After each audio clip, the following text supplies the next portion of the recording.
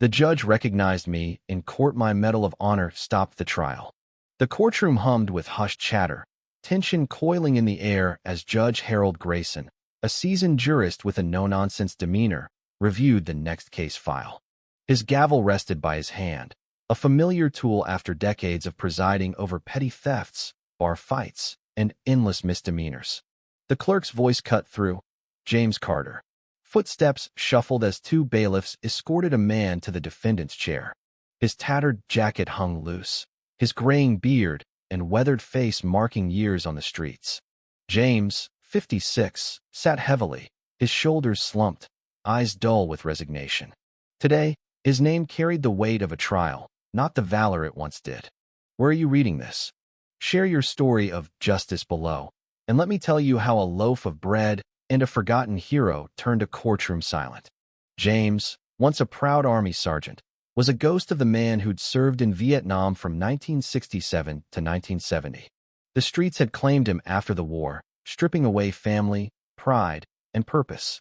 Accused of stealing a loaf of bread, he faced Judge Grayson, whose sharp eyes softened as he read the name aloud. James Carter, he murmured, hand pausing on the file. The room stilled. James nodded, hands clasped tightly, avoiding the judge's gaze. Grayson's mind churned. This wasn't just a name on a docket.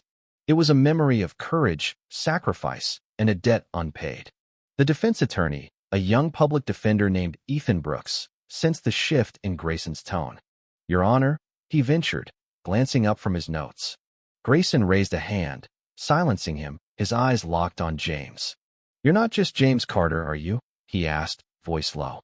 "You served in Vietnam, didn't you?" The courtroom froze, time seeming to halt. James's head lifted, his tired eyes meeting the judge's. A flicker of recognition sparked. "Yes, sir," he rasped. "Army, 67 to 70. Did my duty, like the rest." Grayson leaned back, his expression unreadable, the weight of the moment sinking in. "You're James Carter," Grayson said, almost to himself. The same James Carter awarded the Medal of Honor for actions in 1969. Gasps rippled through the room. "A hero, by the records. And you're here for stealing bread." James's face tightened, anger, shame, and sorrow flashing across it. "Didn't mean to steal," he said quietly. "I was hungry. Been hungry a long time. The streets, they don't let you think straight." Grayson's jaw clenched. He'd seen veterans broken by war, abandoned by the system, homeless, lost, forgotten. But a Medal of Honor recipient? That cut deeper. "Do you know what's happening here?" Grayson asked, leaning forward, hands gripping the bench. "You risked your life for this country, and now you're in my courtroom over food." James stared at his hands. "It ain't simple, Your Honor. I was somebody, once had a wife, a son, pride. Now I'm just surviving. This is what I got left." His voice cracked, raw with truth. Grayson turned to the prosecutor, Sarah Mitchell, a seasoned attorney who'd watched the exchange in silence. She knew the law demanded accountability, but the moment felt bigger than statutes. "Your Honor," Sarah began, her tone measured but empathetic. "I understand the complexity, but Mr. Carter broke the law. We must uphold it." Grayson barely heard her, his gaze fixed on James. "I've heard enough," he said, voice steady but thick with emotion. "This man served his country, and we've failed him." Sarah opened her mouth, but Grayson's raised hand stopped her cold. "No," he said firmly. "This trial ends now. James Carter is not guilty." The courtroom erupted in whispers. Ethan blinked, stunned.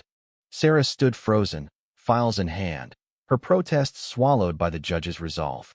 Grayson rose, gavel poised, and struck at once, the sound final. "James Carter," he said, voice carrying quiet authority, "this court owes you an apology. You don't belong here. You deserve better, and I'll see to it you get it."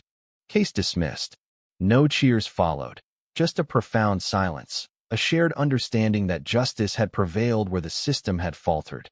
As James stood, tears welled in his eyes, tears he hadn't shed in years.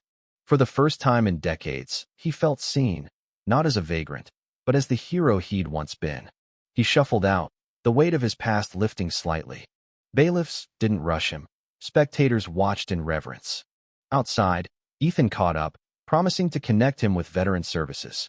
Grayson, back in chambers, made calls to ensure James got housing and support.